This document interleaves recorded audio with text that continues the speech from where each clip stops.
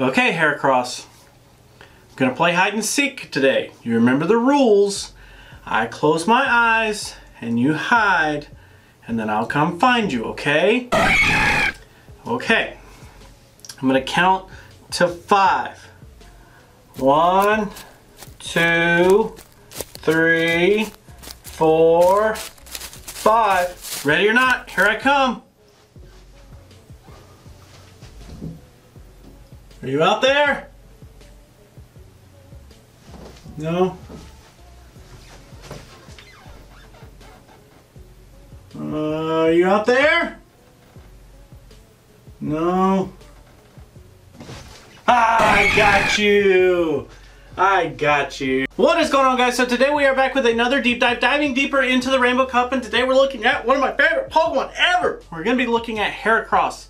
I'm not even gonna delay this video anymore because I'm super excited to talk a lot about my boy Heracross. So Heracross is a bug and fighting type Pokemon, maxing out at level 40 with 15s across the board at 3101.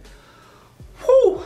Now with a 0 on attack, 15 defense, and 15 stamina at level 18, you can hit this 1498, which will be just fine for the Great League. Now according to my spreadsheets and all the numbers that I have ran, Heracross is only 74th in bulk and 61st in stat products, so not hitting on a whole lot, but as we know, it could bring it back in the moves. So let's actually get down here. Now, of course, all of that does come from our base stats here with a 234 on attack, 179 on defense, and a 190 on stamina. Of course, that is not anywhere close to the ideal PvP stat spread, but you know, we'll work with it. So in terms of our moves, we actually only have 2 fast moves and 3 charge moves. So our first fast move here is Counter, which is 3.5 energy per turn for 4 damage per turn, which after stab does get bumped up to that 4.8. Struggle Bug though, only a 2.67 energy per turn with a only 3 damage per turn for a 3.6 damage after stab.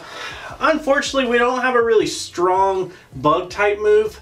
If we had maybe like Bug Bite or something that could come a little closer to actually combating the numbers that Counter actually puts up, I think Heracross would do a lot better in this cup alone. So being that we're better in both areas here, we're definitely going to have to go with Counter for our fast move. Now in the charge moves, it's just a tad bit different. So we do have Mega Horn here, which is our fastest move at only 55 energy to fire. We're going to get 90 damage at a 1.64 on the damage per energy ratio. After stab, it does get bumped up to this 108 for a 1.96. So being that that's our fastest move, it's a stab move, there's no reason not to use that. So we're definitely going to go ahead and check that one off.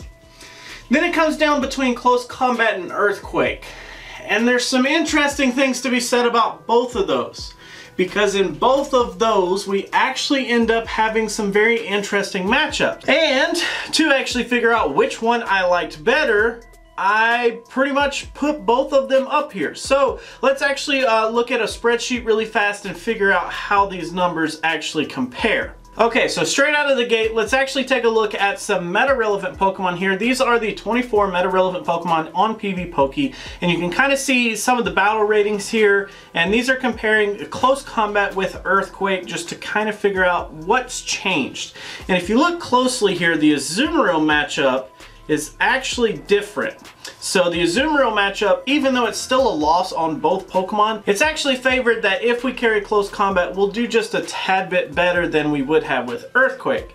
Not that big of a jump, unfortunately, it's still just eh.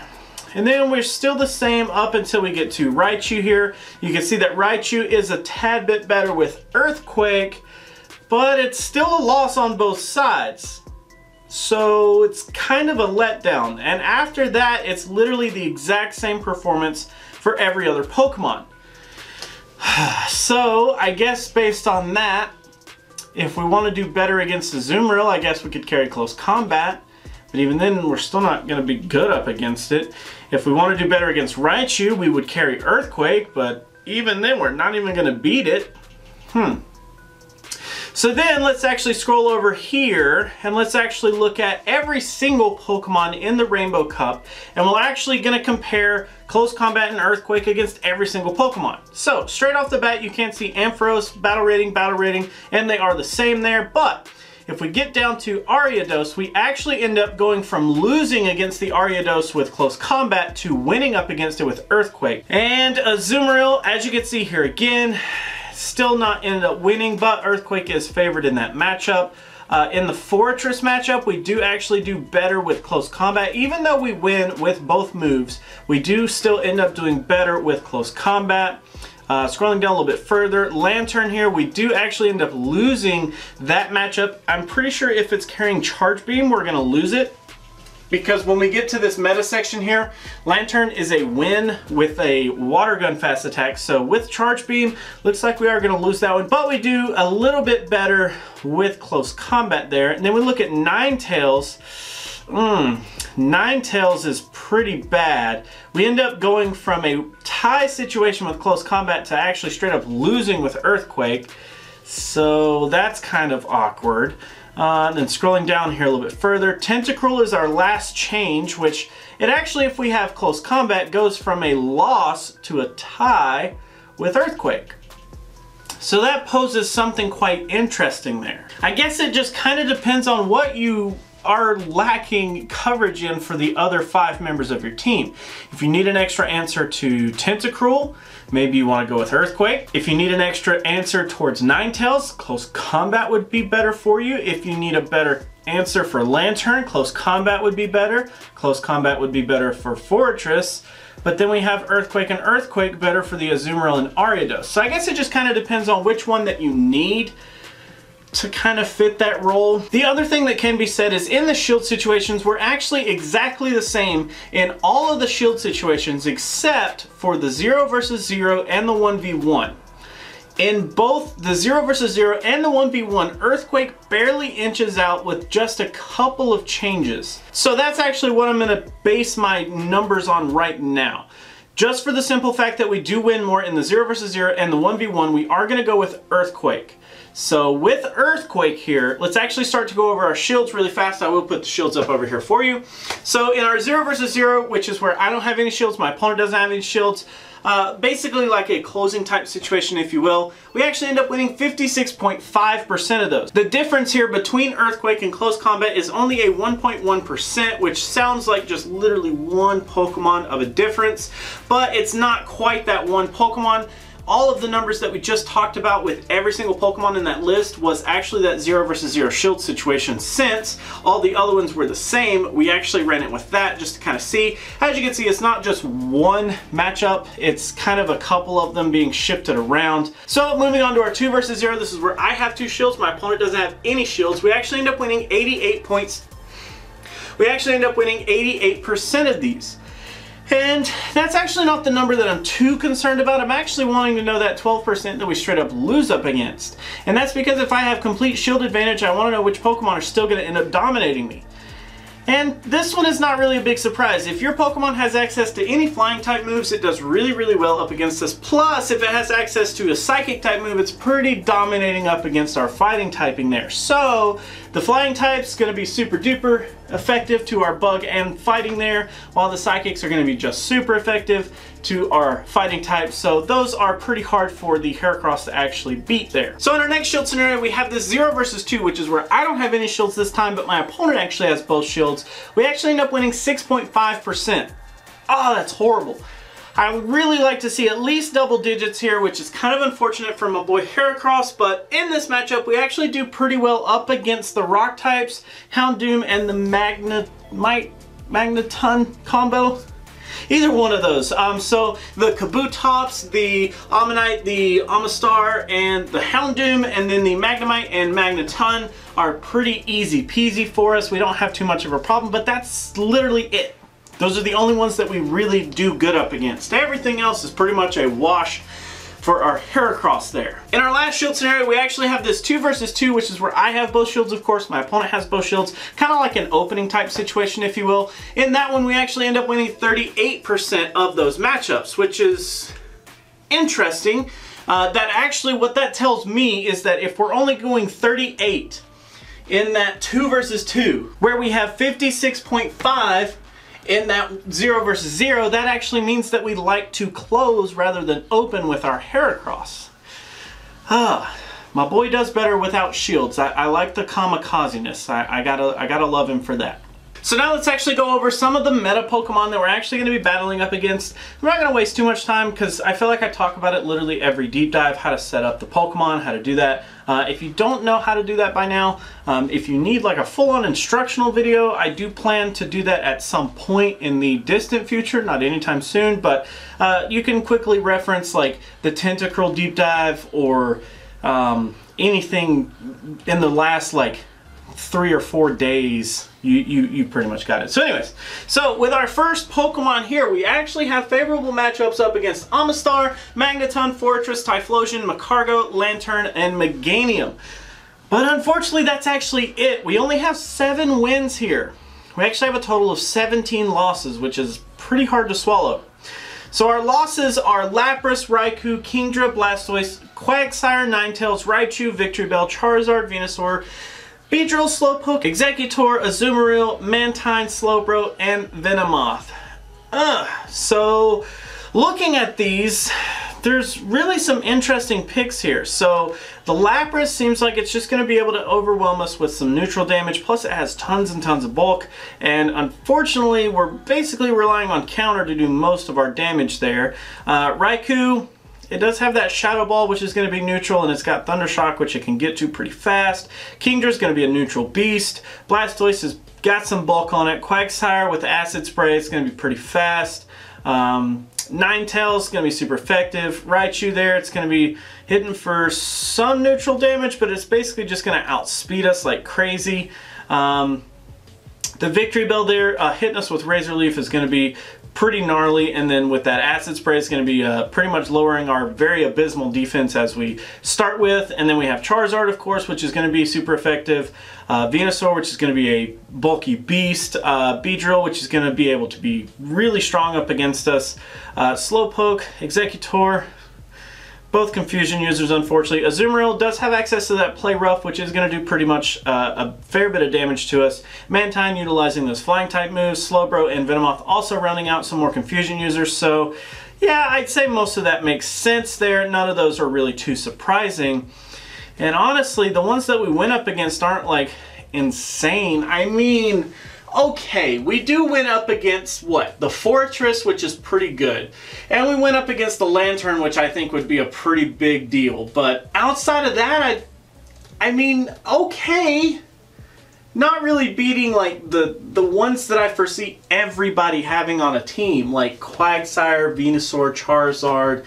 You know, those are kind of like the top dogs, and we're not beating any of those, which is kind of rough. So now let's actually get into our countering section here. So this countering section is basically where we're going to go through and we're actually going to look at each individual typing to try to figure out how we do up against that entire typing as a whole.